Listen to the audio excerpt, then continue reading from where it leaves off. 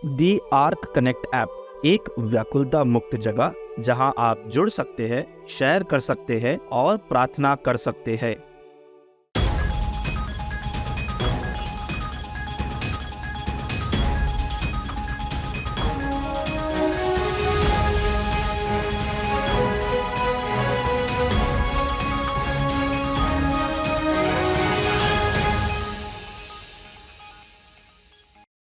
मध्य पूर्व में संघर्ष तेज हो गया है। एक अचानक कदम में लेबनान में इजरायली हवाई हमलों में समूह के नेता हसन नसरल्लाह सहित 7 शीर्ष हिजबुल्लाह कमांडर मारे गए। हमलों के बाद इजरायल के प्रधानमंत्री बेंजामिन नेतन्याहू ने घोषणा की, हम जीत रहे हैं। ये हमले हिजबुल्लाह द्वारा गाजा में हमास के समर्थन में मोर्चा खोलने के जवाब में हुए। इजरायल की सेना ने यमन और लेबनान में अधिक ठिकानों पर हमला किया है, जिसमें 2006 के बाद पहली बार मध्य बेरूत पर हमला भी शामिल है। फिलिस्तीनी समूहों ने भी अतिरिक्त मौतों की पुष्टि की है। हमास के सहयोगियों के खिलाफ इजरायल के हमलों से चिंता बढ़ गई है कि संघर्ष बढ़ सकता है। महत्वपूर्ण प्रश्न यह है कि आगे क्या होगा, क्योंकि यह इस बात पर प्रभाव डालेगा कि क्या इजरायल स्थायी सुरक्षा प्राप्त कर सकता है। क्या मध्य पूर्व में चल रहे युद्धों के कारण अधिक राष्ट्र इजरायल के खिलाफ एकजुट हो जाएंगे, या क्या इजरायल ने शांति और स्थिरता की ओर बढ़ने के लिए पर्याप्त जीत हासिल कर ली है। इस उथल पुथल के बीच कई ईसाई इन घटनाओं को बाइबल की भविष्यवाणी की पूर्ति के रूप में देखते हैं, जो भू राजनीतिक परिदृश्य में सामने आ रही है। आइए हम प्रार्थना करें कि हमारे प्रभु यीशु इजराइल की भूमि को शांति और समृद्धि का आशीर्वाद दें। प्रभु सभी निर्दोष जीवन की रक्षा करें। गोद लेने के बाजार में नकली अनाथों को खाना खिलाना। यूरी किम 4 दशक पहले दक्षिण कोरिया से अपने अपहरण की सूचना रोते हुए पेरिस पुलिस स्टेशन में दाखिल हुई। हालांकि वह एक अच्छी स्कूली छात्रा थी और उसके माता पिता परिचित थे, फ्रांसीसी अधिकारियों ने उसे एक परित्यक्त अनाथ के रूप में वर्गीकृत किया और उसे फ्रांस में अजनबियों के पास भेज दिया।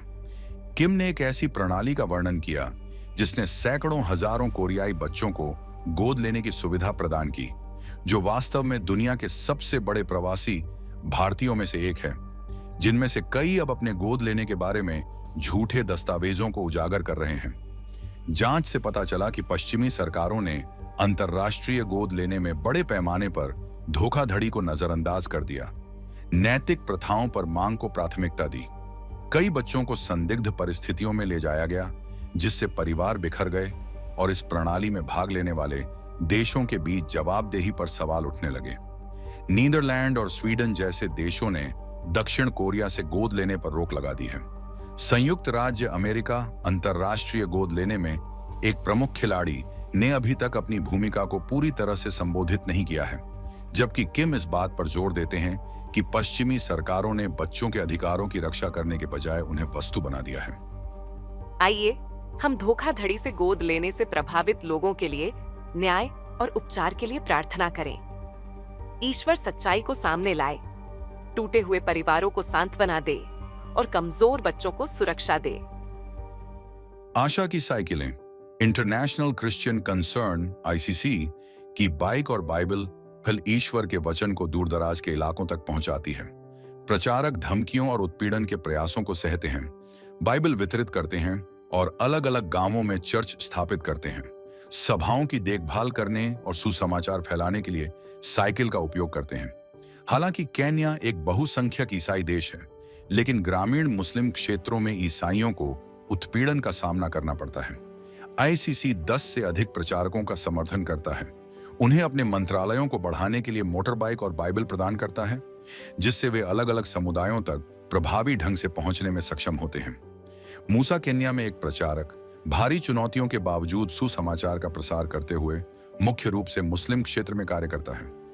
ICC द्वारा प्रदान की गई मोटरसाइकिल और बाइबल के साथ वह अब अधिक घरों तक पहुंचता है, गुप्त विश्वासियों को प्रोत्साहित करता है और मसीह के प्रेम को साझा करता है। सैमुअल और दिया जैसे पादरी, जो स्वयं पूर्व मुस्लिम थे, अब मुस्लिम बहुल क्षेत्रों में चर्चों का नेतृत्व करते हैं और कट्टरवाद फैलने से पहले सुसमाचार को साझा करने की तात्कालिकता पर जोर देते हैं। ICC के समर्थन के माध्यम से वे जीवन को बदलने और भगवान के राज्य का विस्तार करने के लिए सशक्त हैं। उनका समर्पण हमें याद दिलाता है ताकि सबसे अंधेरे क्षेत्रों में भी मसीह का प्रकाश आशा और मुक्ति लाते हुए सबसे उज्जवल चमक सकता है। आइए हम प्रार्थना करें कि हमारे प्रभु यीशु बाइबल ऑन बाइक पहल की तरह अच्छी खबरों तक पहुंचने के और अधिक अवसर खोलें। जिन लोगों ने हमारे प्रभु यीशु के बारे में नहीं सुना है, उन्हें उनका उद्धार प्राप्त हो। आस्था पहल के माध्यम से शिक्षा में परिवर्तन। शिक्षा प्रणाली में बहुत कुछ बदल गया है, जिससे ईसाई चर्चों को नेतृत्व करने का एक अनूठा अवसर मिला है।